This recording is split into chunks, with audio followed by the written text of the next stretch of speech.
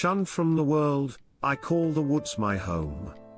I dare not travel out of the forest for fear of the cruelty and hostility civilization has given me every time I show myself. All my life they called me a monster and the word wounds me. All I want is what anyone wants, to live, to love and to be loved. But these hopes have been stripped from me, so I instead seek isolation, free from the persecutions of humans. My tattered and ill-fitting garbs are crudely made leather that I created myself. But they suit me fine because out here, alone, I don't have anyone to impress. It has been years since I last tended to my mighty mane. The tragedy of life has eroded any semblance of vanity I may have once had. Whenever I catch a glimpse of my reflection in the water, I slap it, ruining the image that caused so many nightmares. There is nothing I can do to change it, otherwise I would gladly do so. At night I sit in my makeshift home of mud and rotten logs that I gathered.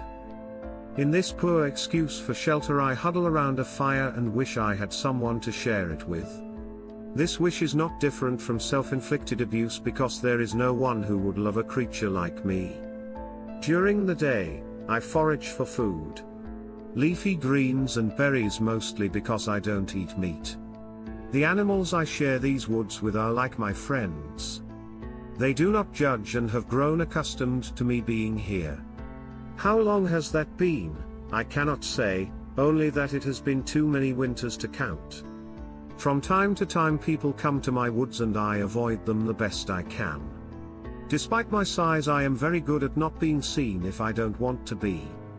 Occasionally people catch a glimpse of me, word of mouth has spread and I've become an urban legend. An oddity. Another wounding word, but better than most I have been called. When people do enter my territory, I like to watch them and pretend I am like them. One of the pretty ones. The ugly ones.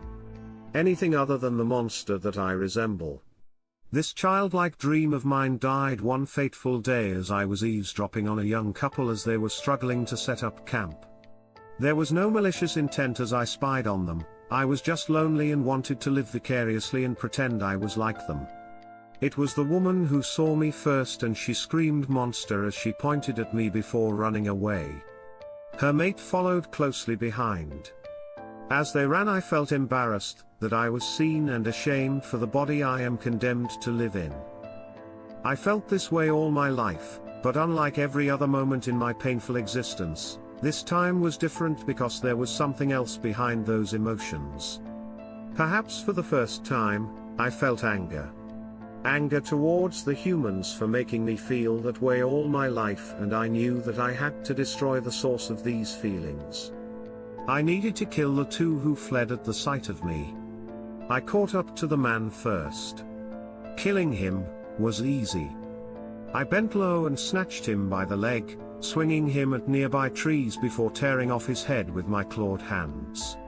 Feeling his body break numbed my anger, shame and embarrassment with something that I had never felt before, satisfaction.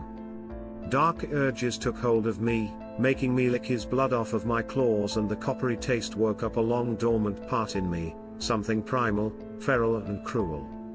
The blood of my victims also killed the last morsel of remorse I harbored for the humans and the way they made me feel all my life. That feeling of satisfaction disappeared as soon as I identified it.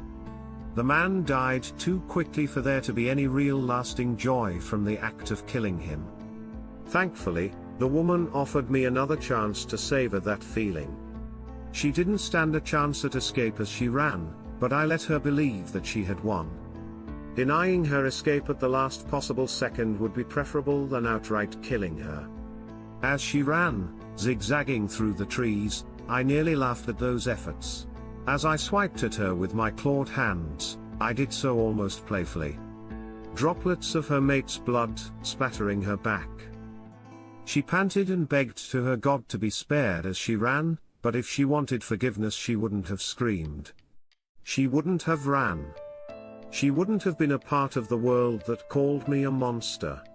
Her terrified screams made me smile as they reached a crescendo as my claws slashed her back, reducing the shirt she wore to ribbons. It was the first time I remember ever having a reason to smile.